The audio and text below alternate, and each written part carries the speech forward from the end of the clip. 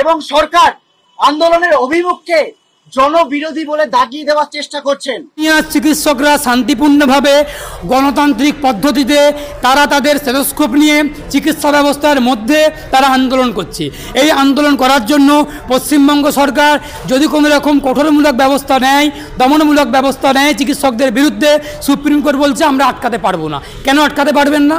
আপনি সর্বোচ্চ কোর্ট, আপনি মহামান্য সুপ্রিম কোর্ট, আপনি কেন আটকাতে পারবেন না? আপনি সব পাচ্ছেন, আপনি চোরেদের জামিন দিতে পারছেন, ধর্ষকদের জামিন দিতে পারছেন, খুনিদের জামিন দিতে পারছেন, সব রকম বিচার করতে পারছেন। আর আপনি চিকিৎসকদের বিরুদ্ধে যদি কোনো রকম কঠিন পদক্ষেপ নেওয়া হয় সেটাকে আটকাতে পারবেন না কেন? তাহলে কি আমরা আবারও বলছি, আমি প্রশ্ন করছি, তাহলে কি পশ্চিমবঙ্গ সরকারের পক্ষেই আপনারা কথা বলছেন? আমি কিন্তু প্রশ্ন করছি, আমি কোনো অভিযোগ করছি না।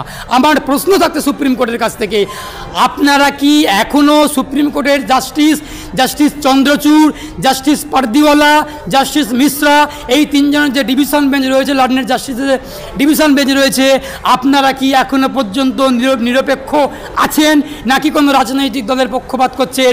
এই প্রশ্ন আমি একজন সাধারণ মানুষ হিসেবে আপনাদের কাছে রাখলাম।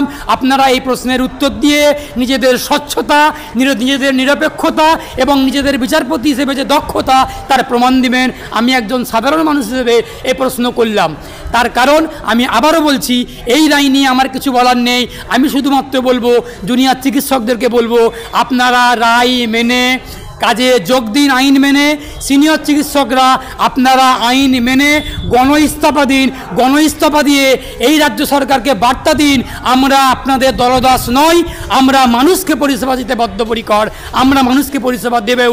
এখনও পর্যন্ত সিনিয়র চিকিৎসকরা পরিষেবা দিচ্ছেন।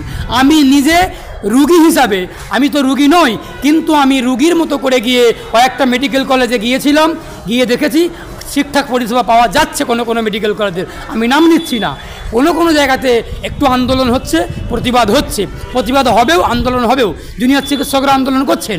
আমার কয়েকজন চিকিৎসক বন্ধু আছেন এনআরএস মেডিকেল কলেজে, আরজিকর মেডিকেল কলেজে, কলকাতা মেডিকেল কলেজে, তাদের কাছ থেকে খবর নিচ্ছি, পরিষেবা চলছে। আমি নিজেও গিয়েছিলাম, পরিষেবা চলছে, সিনিয়ররা পরিষেবা দিচ্ছেন। কিন্তু তৃণমূল কংগ্রেস এই জুনিয়র চিকিৎসকদের আইনজীবীটাকে, জুনিয়র চিকিৎসকদের আন্দোলনটাকে যেভাবে দাগিয়ে দেওয়ার চেষ্টা করছে, সাধারণ মানুষকে খেপানোর চেষ্টা করছে যে চিকিৎসা দিচ্ছে না, বিনা চিকিৎসায় মানুষ মারা যাচ্ছেন, এটা সম্পূর্ণ মিথ্যাচার, কুৎসা, অপপ্রচার। জুনিয়র চিকিৎসকদের গায়ে আঘাত করা হচ্ছে, তাদের একটা সাদা পোশাকেতে কালি লাগানো হচ্ছে, কালি ছিটানো হচ্ছে। আমি আবারও বলছি, জুনিয়র চিকিৎসকদের কাছে অনুরোধ করছি, আপনারা রাস্তার লড়াই রাস্তাতে জারি রাখুন, আপনারা আন্দোলন জারি রাখুন, আপনারা লড়াই চালিয়ে যান।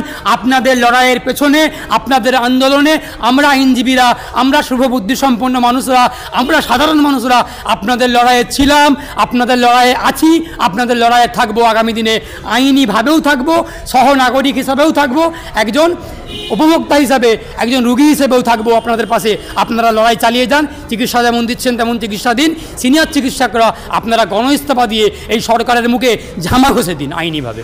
কিছুক্ষণ আগে মুখ্যমন্ত্রী প্রেস মিট করে বলছেন যে 1 মাস 1 দিন হয়ে গিয়েছেন, আপনারা এবার উৎসবে মেজাজ আসুন, কী বলবেন? উৎসবে ফিরুন।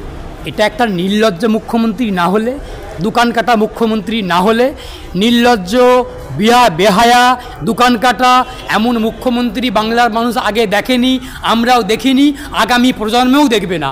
এত বড় মিথ্যাবাদী, এত বড় ধাপ্পাবাজ, এত বড় চিটিংবাজ মুখ্যমন্ত্রী কোনোদিন আমরা দেখিনি। একথা উনি বলেন কীভাবে?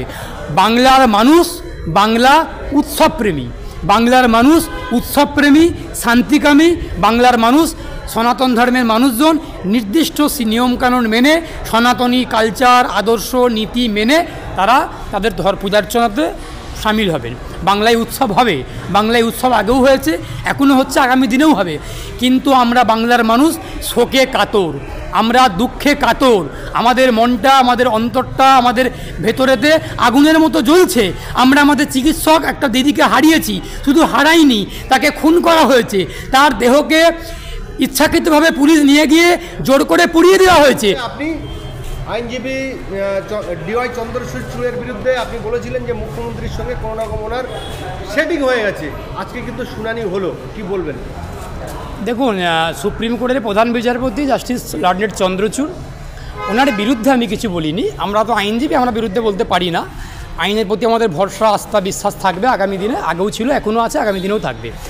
আমার প্রশ্ন ছিল যে অন্যান্য মামলার থেকেও গুরুত্বপূর্ণ মামলা 73তম মামলা, এই মামলাকে অহেতুকভাবে বিলম্বিত করা হচ্ছে এবং এই মামলার গুরুত্ব না বুঝে কেন জাস্টিস চন্দ্রচূড় এই মামলার প্রতি অনীহা করছেন, এবং তাহলে কি আমরা ধরেই নেব যে জাস্টিস চন্দ্রচূড়ের সঙ্গে কোনো রকমভাবে উনি পশ্চিমবঙ্গ সরকারের সুবিধা পাইয়ে দেওয়ার জন্য এই বিলম্বিত করছে, অনীহা করছেন? এটা আমার প্রশ্ন ছিল একজন সাধারণ মানুষ হিসাবে, একজন আইনজীবী হিসাবে এবং একজন শুভ বুদ্ধিসম্পন্ন বাংলার সাধারণ মানুষ হিসাবে আমি এটা প্রশ্ন করেছিলাম। আশা করেছিলাম সেই প্রশ্নের উত্তর পাবো এবং আজকে যে শুনানি হয়েছে, আগামী দিনে যে শুনানি হবে, এটা সম্পূর্ণ প্রসিডিওর মেনে, পদ্ধতি মেনে, বিচার ব্যবস্থা যা সিস্টেম রয়েছে পদ্ধতি মেনে শুনানি হচ্ছে এবং আগামী দিনেও হবে। এখন আজকে যেটা অর্ডার হয়েছে যে আগামীকাল 5টার মধ্যে জুনিয়র চিকিৎসকদেরকে কাজে ফেরার জন্য সুপ্রিম কোর্ট অর্ডার দিয়েছেন। এই নির্দেশটা, এই অর্ডারটা কাদের পক্ষে গেল আর কাদের বিপক্ষে গেল সেটা আমি একজন আইনজীবী, আইনজীবী শেখ বাবুলাল, আমার বলার কোনো অপেক্ষা থাকে না। এটা সমস্ত মানুষই বুঝতে পারছেন কাদের পক্ষে গেল, কাদের বিপক্ষে গেল। এই অর্ডার নিয়ে আমি জুনিয়র চিকিৎসক বন্ধুদেরকে অনুরোধ করব আপনাদের চ্যানেলের মাধ্যমে যে জুনিয়র চিকিৎসক বন্ধুরা আপনারা আইন মেনে কাজে যোগ দিন। পাশাপাশি আমি সিনিয়র চিকিৎসক বন্ধুদেরকে অনুরোধ করব আপনারা আইন মেনে গণ ইস্তফা দিন। গণ ইস্তফা দিয়ে এই সরকারকে বার্তা দিন যে আমরা আপনাদের অন্যায়ের বিরুদ্ধে, আমরা আপনাদের স্বৈরাচারের বিরুদ্ধে, আমরা এই খুন, ধর্ষণ, রাহাজানি এইসবের বিরুদ্ধে আছি। সিনিয়র চিকিৎসকরা আগেই বলেছিলেন যদি জুনিয়র চিকিৎসকদের ওপর কোনো রকম দমনমূলক কোনো ব্যবস্থা নেওয়া হয় তাহলে আমরা সিনিয়র চিকিৎসকরা রুখে দাঁড়াবো। সুপ্রিম কোর্ট বলেছেন আজকের রায়েতে বা আজকের পর্যবেক্ষণে যে যদি রাজ্য সরকার কোনো রকম জুনিয়র চিকিৎসকদের বিরুদ্ধে পদক্ষেপ নেয় তাহলে আমরা সেটা আটকাতে পারবো না। সাধারণ মানুষ, ভারতবর্ষের সাধারণ নাগরিক, আমি প্রশ্ন করছি, নতুন করে আবার একটা প্রশ্ন করছি। আপনি আইনজীবী ডিওয়াই চন্দ্রচূড়ের বিরুদ্ধে আপনি বলেছিলেন যে মুখ্যমন্ত্রীর সঙ্গে কোনো রকম ওনার সেটিং হয়ে গেছে, আজকে কিন্তু শুনানি হলো, কি বলবেন? দেখুন, সুপ্রিম কোর্টের প্রধান বিচারপতি জাস্টিস লর্ড চন্দ্রচূড়, ওনার বিরুদ্ধে আমি কিছু বলিনি। আমরা তো আইনজীবী, আমরা বিরুদ্ধে বলতে পারি না। আইনের প্রতি আমাদের ভরসা, আস্থা, বিশ্বাস থাকবে আগামী দিনে, আগেও ছিল, এখনও আছে, আগামী দিনেও থাকবে। আমার প্রশ্ন ছিল যে অন্যান্য মামলার থেকেও গুরুত্বপূর্ণ মামলা 73তম মামলা, এই মামলাকে অহেতুকভাবে বিলম্বিত করা হচ্ছে এবং এই মামলার গুরুত্ব না বুঝে কেন জাস্টিস চন্দ্রচূড় এই মামলার প্রতি অনীহা করছেন, এবং তাহলে কি আমরা ধরেই নেব যে জাস্টিস চন্দ্রচূড়ের সঙ্গে কোনো রকমভাবে উনি পশ্চিমবঙ্গ সরকারের সুবিধা পাইয়ে দেওয়ার জন্য এই বিলম্বিত করছে, অনীহা করছেন? এটা আমার প্রশ্ন ছিল একজন সাধারণ মানুষ হিসাবে, একজন আইনজীবী